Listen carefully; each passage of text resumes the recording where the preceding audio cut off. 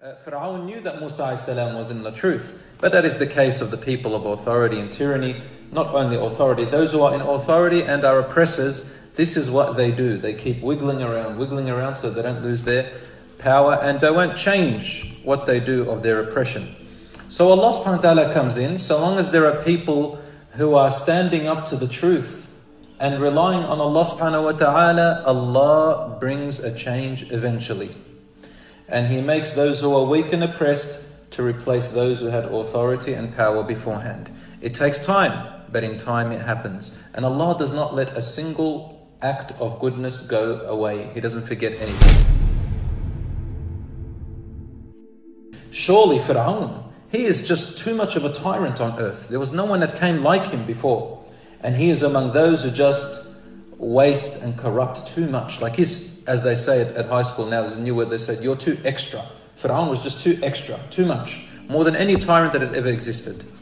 The people around Pharaoh who supported him and worked with him, including his right-hand man Haman, they said to Pharaoh, are you just going to let Moses go free like this while he corrupts this land and makes people go off the gods that you worship and your law? So they were enticing him, because now it's a nationalistic thing. We're not going to lose our land to these pathetic children of Israel, they called them.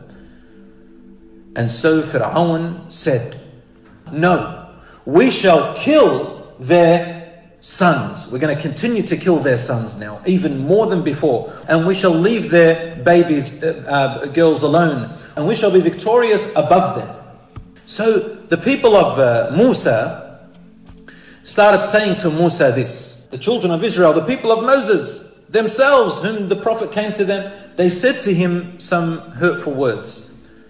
They said, we were harmed before you arrived. Before you came here, we were being harmed. You know, Pharaoh was torturing us and enslaving us and killing our children. And after you arrived, we're still being harmed.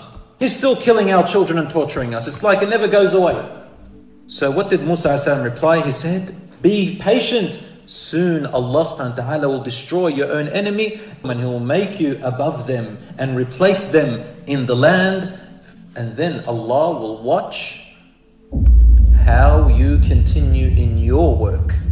So you see, this is a hint to the children of Israel saying, yes, right now you're being oppressed, but when Allah gives you victory because you are oppressed and you get the power and authority, Allah is then going to continue to watch you as He watched those before you as well. And He will see how you take care of power and authority afterwards. SubhanAllah, as if Allah is telling us about the future today. The Jews of the Bani Israel, the Zionists, they are doing exactly the same thing to the Palestinians and the Muslims, even the Christians, Palestinians, to the Palestinians, the same as the story of what Pharaoh did to the children of Israel themselves. The same as what Hitler did to the Jews, these Zionists are doing the same as him to the Palestinians, or very similar. So this is, subhanAllah, what Allah subhanahu wa ta'ala said from the beginning. They said we were beat up, tortured, hurt, way before you ever came. Even after you came, thanks a lot, friend. Like, you were no help at all. You know, he didn't dignify that conversation. He just continued his previous khutbah, and you'll notice that in the style of Musa alayhi salam, right? When people say stupid things to him, like Fir'aun, or even his own people, he pretends he didn't hear them, he just goes on. He just moves on. Like, that's just his style. He's going to do one of two things, right? If he pays attention to it, then he's going to beat you up. So he just, like, it may be that your master is going to destroy your enemy. As though they didn't say anything. He'll leave you to take care of the earth. Istikhlaf, to leave someone in charge. He'll leave you behind on the earth to take care of it. Then He will see how you do. In other words, they're about to be killed, and Musa is telling them, oh no. Maybe, very, very likely, Allah will destroy your enemy and make you in charge of the earth, and then test you with the authority He gives you. And here He says, interestingly, not only will I give you authority, then I'll see, what do you do? How will you deal? How will you deal with power? I know how you're dealing with weakness, but how will you deal with power? This is actually the question that Allah places to a nation that is weakened, and then it's given a position of power. Muslims were weakened, and then they were given a position of power. And today we're given weakness again. And by the way, how did we get to this position of weakness? We abused our power. Allah tested, when He gave us the resources of the earth, He tested us. And literally said to us too, let's see how you do. Let's see what's up. You know, if you study the contemporary history of the Muslim world, if you study the history of the formation of many Muslim countries after post-colonial era, right, the formation of places like Pakistan, Algeria, Egypt being freed from colonial rule, a lot of places in the Muslim world being freed from colonial rule. If you read the political scientists of that era that were making projections about these countries, all of them were projecting they're going to collapse. All those countries shouldn't survive. They'll be back under colonial rule in no time. They can't survive. Their infrastructure is not in place. They're too corrupt. They're this, they're that, the other. But somehow they chugged along and survived. And their survival should have been enough for the Muslim lands to get their act together. Right? Have we? And we've gone further, deeper in the hole in corruption.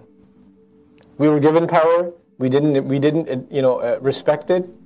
And as a result, it's stripped from us again. It's stripped from the Muslim rule again. You know, ever heard of the Mongols?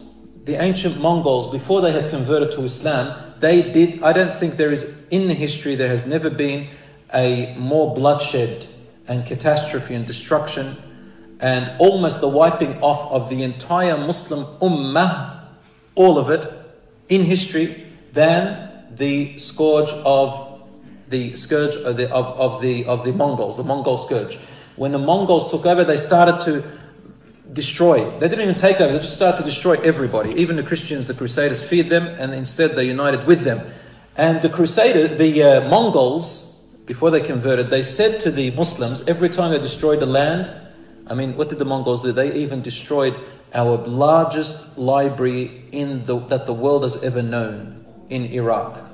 They filled the river, the Tigris River, with its ink. It was black from the ink that they had written the books with, and the streets were filled with the blood of the victims of people whom they killed. And the Mongols used to say to the people, we know what you are suffering, and if it wasn't that you must have disobeyed God in some way and you were on the wrong, God would not have sent us to punish you on His behalf. That's what they used to say.